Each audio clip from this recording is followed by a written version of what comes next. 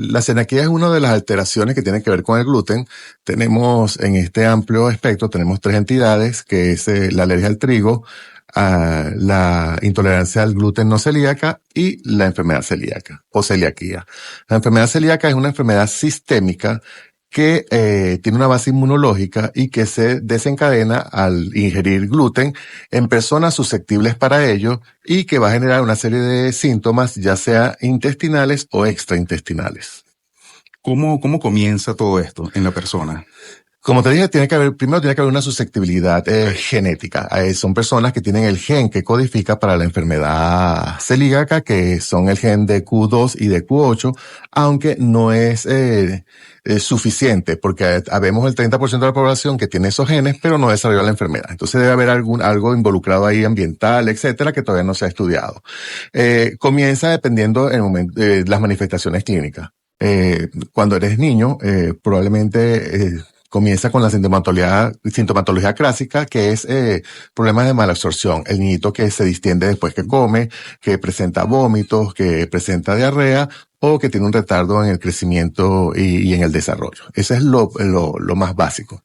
Después existen otras sintomatologías, porque como dijimos es una enfermedad sistémica. Sistémica significa que afecta todo el organismo. Okay. Entonces puede haber afectación renal, puede haber una nefritis por celiaquía, puede haber afectación en piel, puede haber una dermatitis herpetiforme, puede haber incluso manifestaciones a nivel neurológico con una ataxia por gluten, y otros síntomas muy básicos, sencillos, como el niñito que no crece, la adolescente que no se desarrolla, dolor de cabeza, apatía,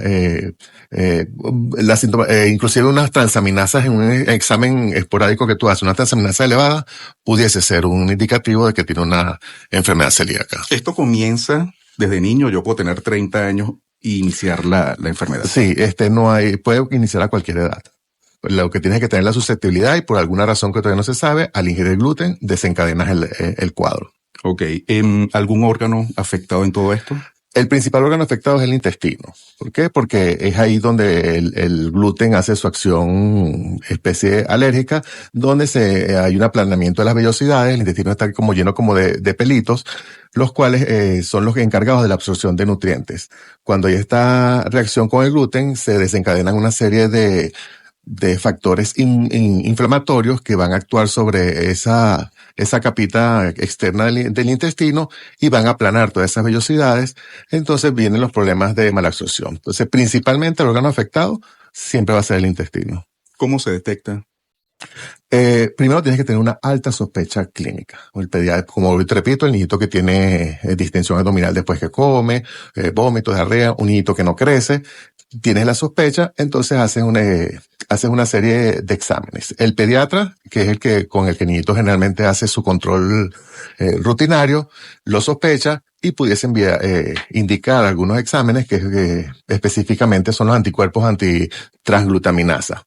Dependiendo de este valor, él se refiere al gastroenterólogo. Para estos anticuerpos antitransglutaminasa, también a la par hay que hacer una inmunoglobulina A, porque los anticuerpos antitransglutaminasa tienen que ver con la inmunoglobulina A. Si esa inmunoglobulina A está disminuida, va a ser un falso negativo, porque no hay insuficiente inmunoglobulina A para hacer el anticuerpo antitransglutaminasa. Lo otro importante es que para hacer este anticuerpo, el niño o la persona debe estar ingiriendo el gluten. Porque si tiene sospecha y le quitas el gluten y le haces el examen, también va a ser un falso negativo. Una vez que tienes el examen, decides, o probablemente tienes que referirlo al gastroenterólogo, quien va a decidir si va a repetir los exámenes o va a hacer otros anticuerpos como el anticuerpo endomicio, o muy importante, si va para biopsia intestinal. Muchos de estos niñitos tienen que ir a biopsia intestinal para confirmar el diagnóstico. Doctor, cuando hablamos de celiaquía, en niños se produce las causas, los síntomas, ¿todo esto es igual al adulto? Las manifestaciones clínicas pueden variar. El adulto es más sensible a la dermatitis herpetiforme, a la ataxia por gluten, alteraciones en el estado del ánimo, etcétera. El niñito es la mayoría hacen sintomatología más gastrointestinal. Muy bien. El gluten, doctor. ¿Qué es el gluten como concepto? El gluten es una proteína que tienen ciertos cereales. ¿Quién tiene gluten? Trigo, centeno, cebada y malta. que son los que van a ocasionar el desarrollo de la enfermedad. La avena, que es muy controversial, no tiene gluten, pero como se cultiva en los mismos sitios del trigo y Tiene esta trazas. pudiese estar contaminada. También existe una avena que dice que es gluten free o libre de gluten, pero como esta proteína de la avena es medio hermana o medio prima de la que tiene el trigo, al principio se suspende. Una vez que ese intestino se ha recuperado, pudiese iniciar avena a ver qué tal le va. Pero básicamente trigo, centeno, cebada y malta y todas las harinas que se deriven de estos alimentos, por supuesto. Con tanta información, doctor, alguna de buena fuente, otras no. ¿Está o no satanizado el gluten? Sí, totalmente. Con este boom de los influencers que todos lo saben sin ningún basamento científico, está muy de moda retirar el gluten de la dieta, especialmente los adultos, basándose en que es más saludable, cosa que totalmente es falsa. El gluten o las harinas que tienen gluten son muy necesarias a nivel mundial. El trigo, por ejemplo, se cosecha desde hace más de 10.000 años en el mundo y es una de las bases de alimento porque es el almidón o los carbohidratos que necesita el organismo. Aparte que estas harinas son muy buena fuente para fortificarlas con hierro y una serie con vitaminas del complejo B, etcétera, que ayudan a que la población sea alimentada correctamente. Entonces existen mitos como por ejemplo que el gluten es más saludable. No, el gluten es exactamente igual o las harinas que tienen gluten son exactamente igual que las demás.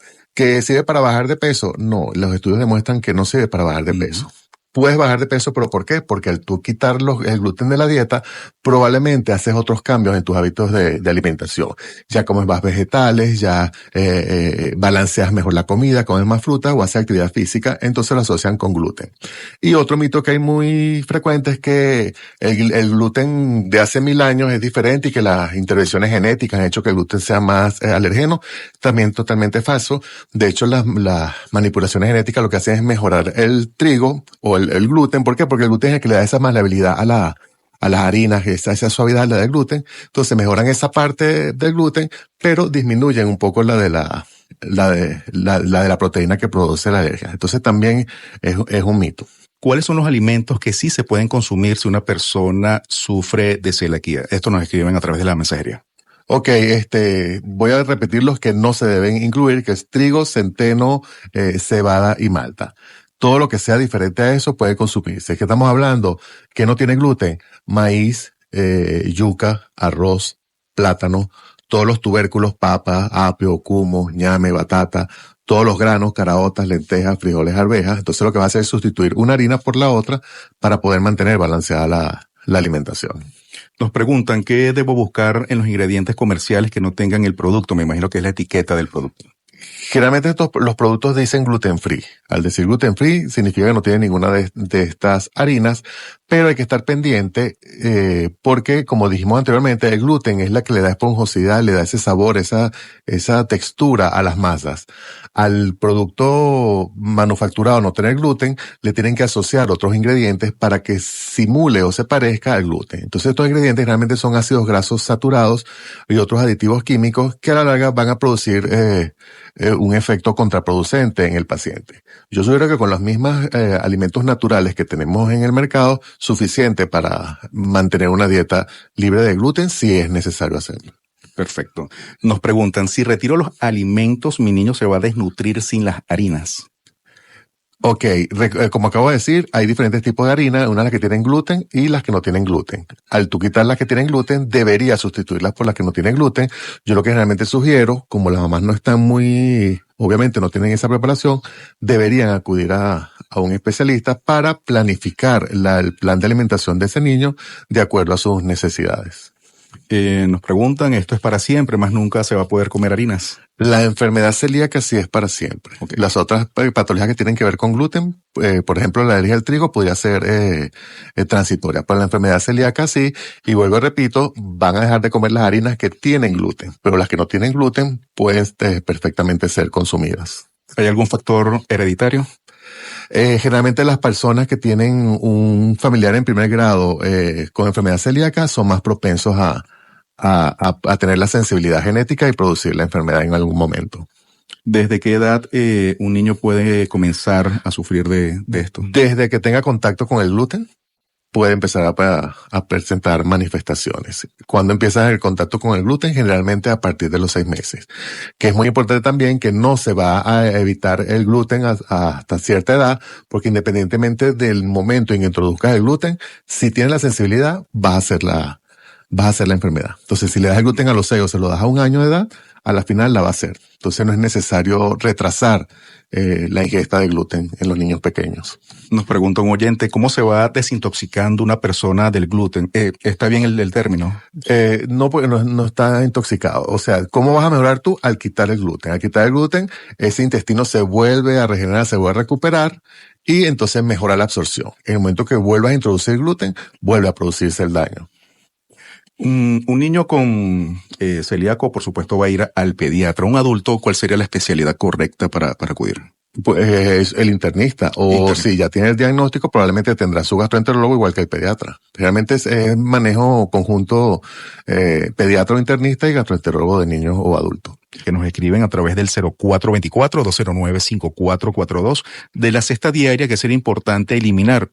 Acotan jamón, quesos, pan. Importante es que hay alimentos que pueden tener el gluten oculto, por eso es necesario leer la etiqueta que diga que sea libre de gluten. El pan, por supuesto, hay que eliminarlo porque es hecho de trigo, sobre todo si es hecho de trigo, centeno o cebado o malta. Los quesos no deberían haber problemas, sobre todo los frescos, los que ya sean los industrializados, si tienes que leer la etiqueta, porque el gluten se puede utilizar como preservante de muchos alimentos. Entonces son los que son los quesos industrializados o los embutidos pudiesen contener gluten, entonces hay que leer muy bien la etiqueta. Aquí preguntan, si no se elimina el gluten de la alimentación, ¿qué efecto trae para la salud?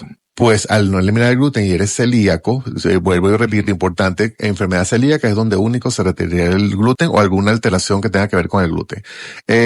Persistirían los problemas gastrointestinales, problemas del aplanamiento de las vellosidades, problemas de mala absorción y toda esa sintomatología que venía presentando el paciente, obviamente va a seguir presentándola porque no retiró el gluten. Pues el agente que está provocando la enfermedad sigue estando presente. Entonces, mientras esté presente, la sintomatología va a seguir avanzando. ¿Cuál es el tratamiento? ¿Cómo se trata a corto, mediano y a largo plazo este tipo de pacientes? En este momento el único tratamiento disponible es la alergia, la dieta libre de gluten, eliminar el gluten de la dieta. Por ahora, actualmente no existe ningún otro ningún otro tratamiento. Se está estudiando la parte de ingeniería genética para ver si se pueden hacer algunos cereales o quitarle la alergenicidad al gluten o hacer el cereal sin el gluten o el trigo sin gluten, pero eso todavía no está avalado. Por lo tanto, la dieta libre de gluten sigue siendo el único tratamiento disponible para la enfermedad celíaca y de por vida, como dijimos anteriormente. Según su experiencia clínica, este tipo de paciente con todos estos cambios alimenticios, ¿qué tan complejo es? Mira, no es complejo, porque tú puedes utilizar los alimentos que son locales. Vuelvo y te repito, lo que pasa es que nosotros, como venezolanos, hablando principalmente de Venezuela, nosotros somos muy de pasta, muy de pan, muy de trigo, muy triguero. Pero como dijimos anteriormente, existen otras fuentes de carbohidratos importantes. Nosotros podemos ver yuca, la papa, el ñame, los granos son un excelente carbohidrato y fuente de energía y también de proteína. Entonces, cualquiera de estos sustitutos en la dieta o cualquier producto que sea derivado de esos sustitutos funciona perfectamente.